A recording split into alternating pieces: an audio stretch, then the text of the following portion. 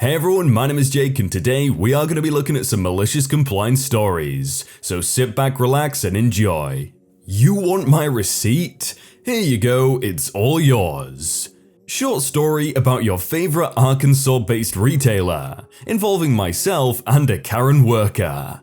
So I've been going to the same Walmart for about 5 years. The wife and I get groceries on Sunday, then I usually stop during the week for an energy drink / Pepsi and a snack for lunch. Wonderfully healthy, I know.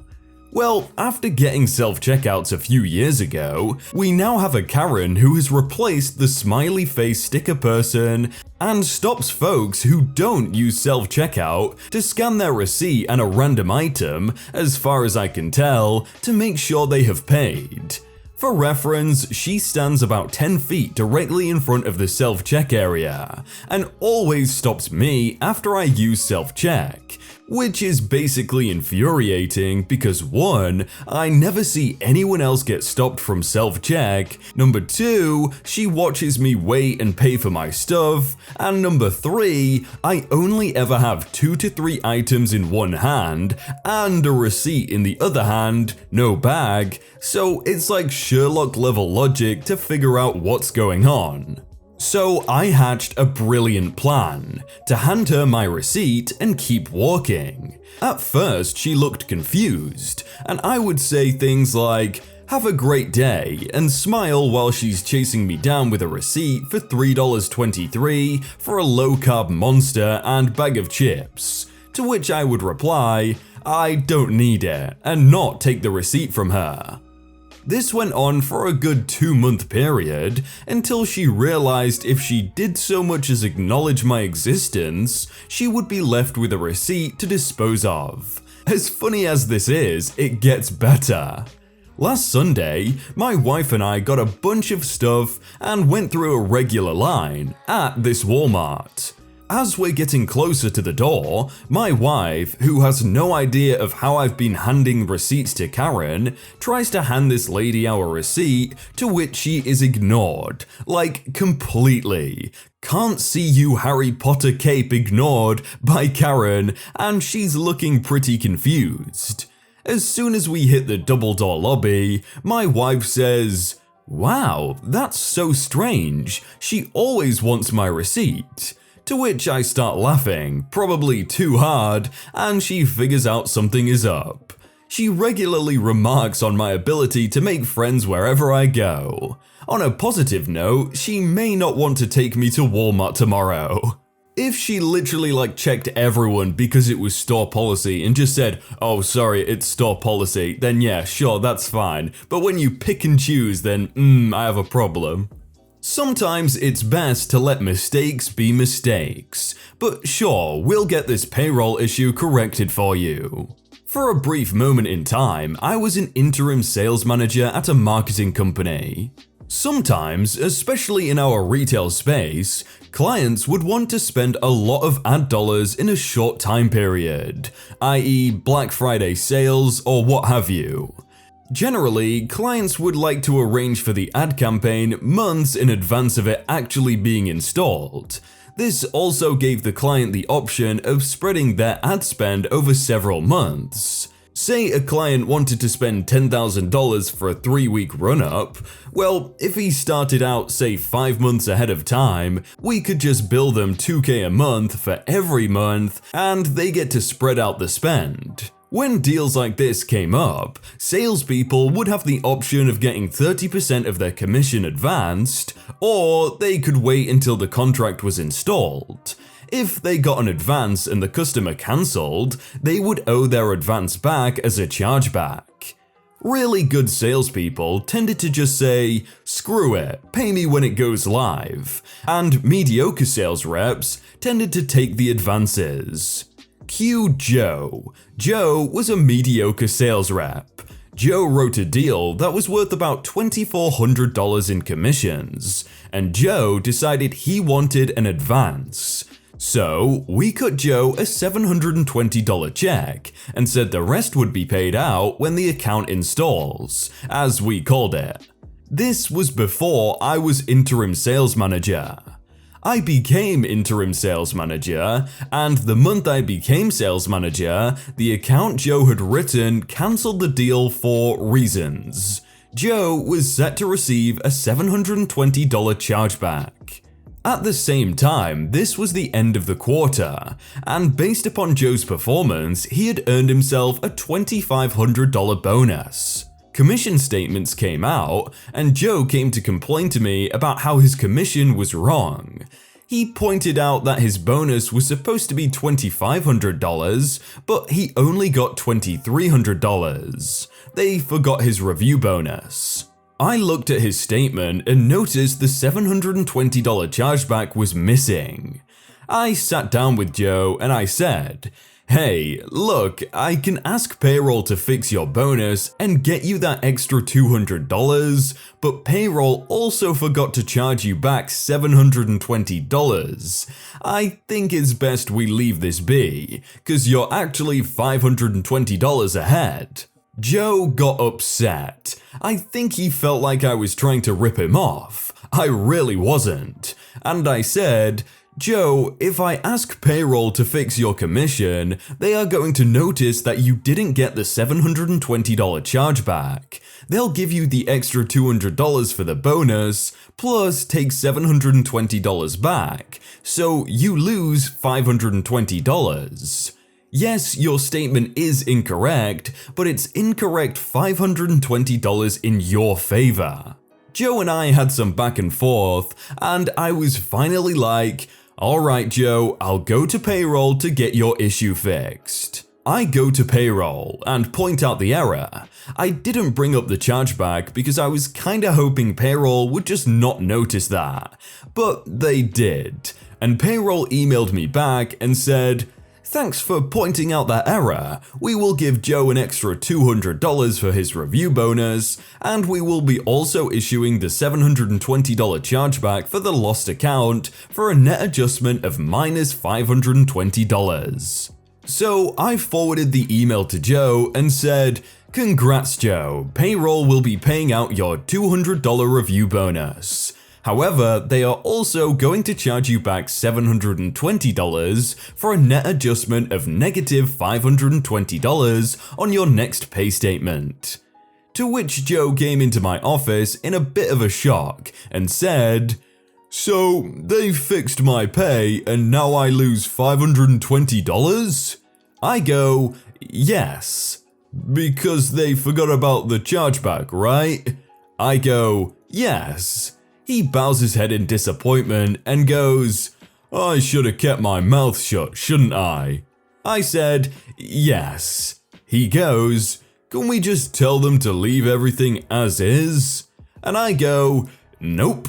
He goes, "Freak." And I go, "Sorry Joe." And he goes back to work. I now see why Joe is a mediocre salesperson. Only highest ranking sits up front. Okay.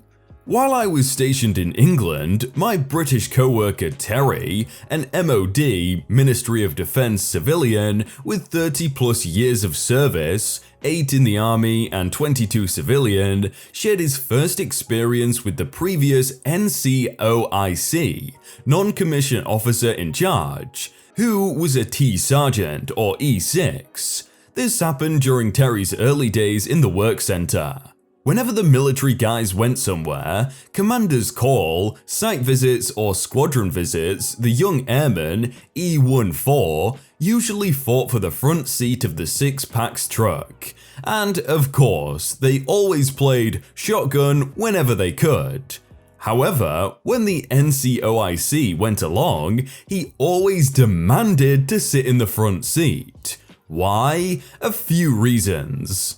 Number 1, he was the highest ranking, and as highest ranking, he is entitled to the front seat.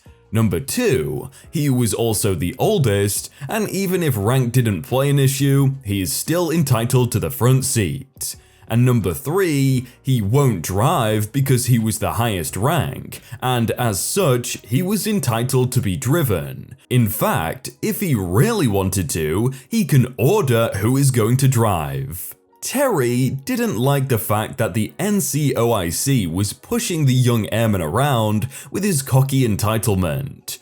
So after doing some inquiring with the Human Relations Office, he was told that his MOD rank is actually equivalent to a captain in the US Air Force, and that the only person he actually has to listen to is his direct supervisor, the commander, a lieutenant colonel of the squadron. So one day, an outage was called out, and as per the NCIOC's rules, everyone present in the shop that wasn't working on something important had to respond to the outage. As the airmen went to the truck, they again argued for the front seat. Along came the NCOIC. Listen guys, we talked about this. As a tech sergeant, I am entitled to the front seat. That's just how things work with order and structure. Before he took his seat, in comes Terry. Excuse me, but I'll have the front seat then. You're a civilian. You have no rank and no entitlement to the front seat. Ah, but that's where you are wrong. You see, I called Human Relations, and I am equivalent to a captain. So by your rules, I am the highest ranking, and therefore I am entitled to the front seat. Thank you. No, you're not. I'm the boss of this work center, and I run things around here with proper rules and discipline to keep order. Well then, if you have an issue with it, we can go talk to my direct supervisor then. I am your direct supervisor. Sorry, no you are not. BS, you work for me. No, my direct supervisor is the commander, and if you have an issue with that, we can go straight to him and talk it over. Now, if you don't mind, I'll take the front seat. Knowing that he is lost, the NCOIC gives up the front seat and then says, "Oh, I have some admin work to finish." Terry, though, didn't let it go. Well, by your rules, you need to come along to this outage. Admin work isn't important and will always be there, so hurry up and get in. The NCOIC was defeated and opened the back door and took a seat next to the other airmen in the shop. Upon return to their work center, the NCOIC went straight up to his office and called Human Relations to get clarification on Terry's position and equivalent rank. He went absolute pale when he heard that Terry outranked him and his direct supervisor was the commander and not him.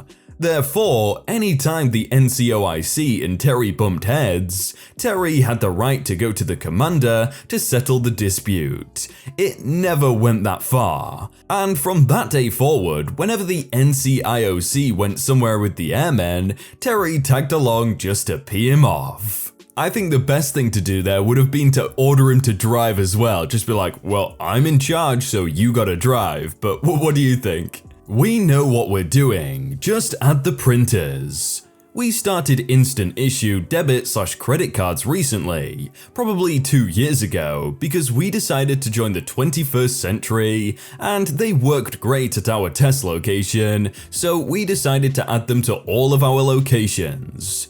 The company we are using did a good job of setting everything up, so every location has a printer and you can easily see what location you are using and change to the correct location. It's practically foolproof.